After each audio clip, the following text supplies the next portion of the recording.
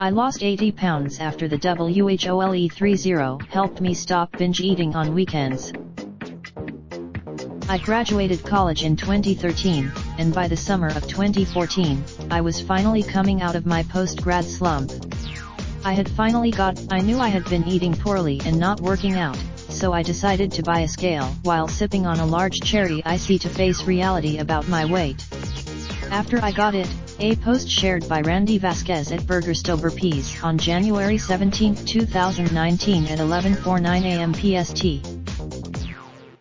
I stared at myself in the mirror with tears in my eyes and asked myself, how did I let myself get like this? I always tried, so right then and there, in August 2014, I decided to change my eating habits. I slowly started. I knew I didn't want to do a quick fad diet like I used to do when I was younger, so I started a low-carb diet during the week. I typically ate whatever I wanted on the weekends. I ended up losing. A post shared by Randy Vasquez at Burgerstober Peas on June 5, 2018 at 10:13 a.m. PDT.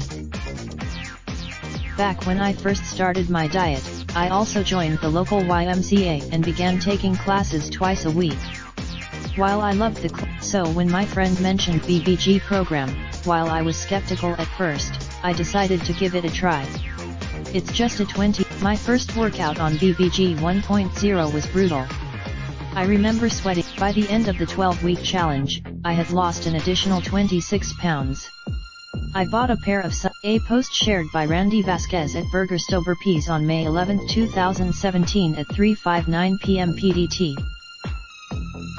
Living a more active lifestyle also made me want to put healthier foods into my body on a more regular basis.